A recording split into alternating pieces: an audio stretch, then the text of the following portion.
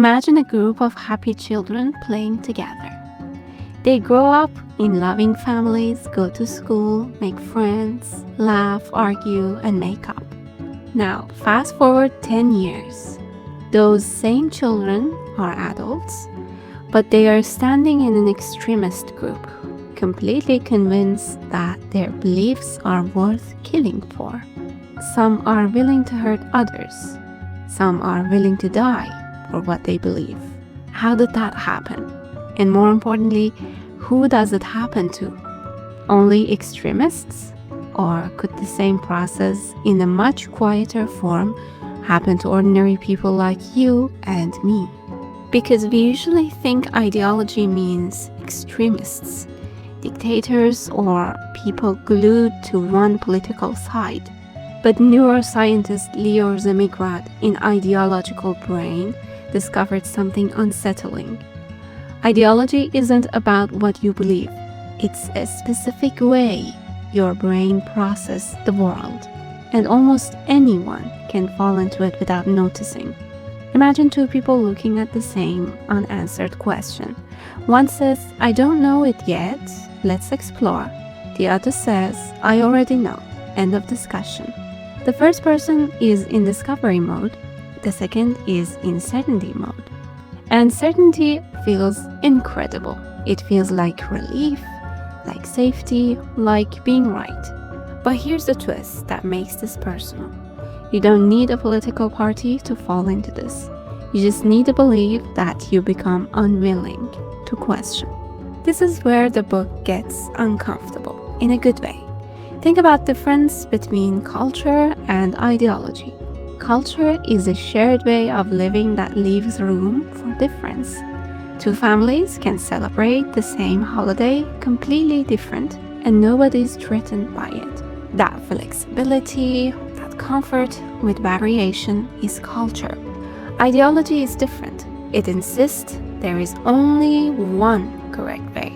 It gets uneasy, even defensive, around different approaches. And that's the moment this book quietly turns the mirror on the viewer. If you catch yourself thinking, this is the only right way to raise kids, eat, work, heal, or laugh, and you feel irritated by people who do it differently, that rigidity, according to Zmigrod, is the ideological pattern showing up. Not in a dictator, in you, in me. Here's where neuroscience explains this mystery. Your brain is wired to conserve energy. Every decision costs mental effort.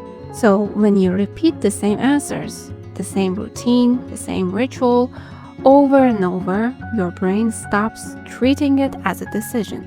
It becomes automatic, familiar, and peaceful. That's why there are lots of rituals and routines involved in famous ideologies that we know.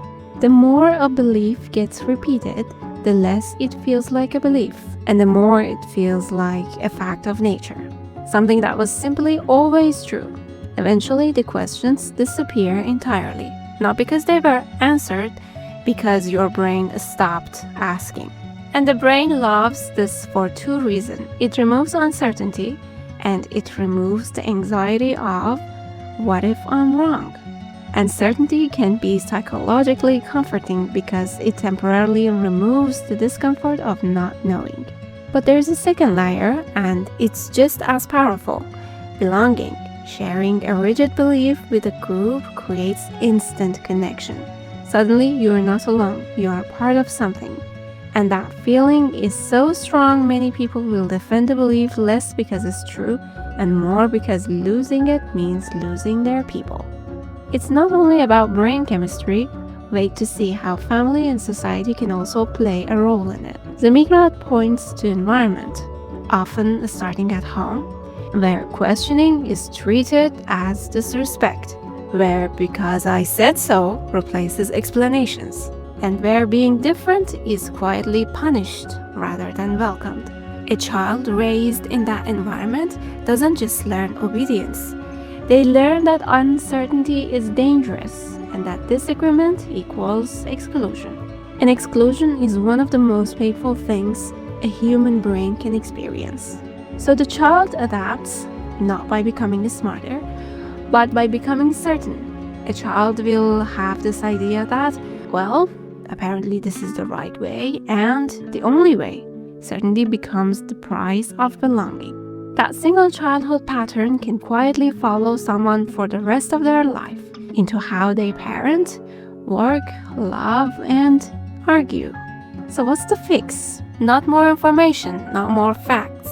Zmigrod's answer is almost the opposite. Tolerance for not knowing. When you feel the urge to say, I already know how this works, pause. Ask yourself, what evidence would actually change my mind? If the honest answer is nothing, you may not be holding a belief anymore. You may be protecting an identity. Practicing sitting with an unanswered question without rushing to close it actually retains the brain toward flexibility. But, and this matters, flexibility isn't passivity. You're not supposed to have no opinions. You're supposed to hold your opinions loosely enough that new evidence can still get in. So here's the sentence I want to leave you with, because it rewrites the whole book in one line. It's not about what you believe. It's about how you believe it. Any belief, kindness, ambition, even self-improvement can become an ideology the moment it stops allowing questions. The goal was never to have zero beliefs. It's to hold your beliefs the way you would hold something alive, with care, not a death grip. The most flexible mind in the room isn't the one with no opinions. It's the one still willing to be surprised. Now is a self-reflect moment. What belief would be hardest for you to question? I'm curious to know. Let me know in the comments. Thank you so much for your company, and I'll see you in the next one. Bye-bye.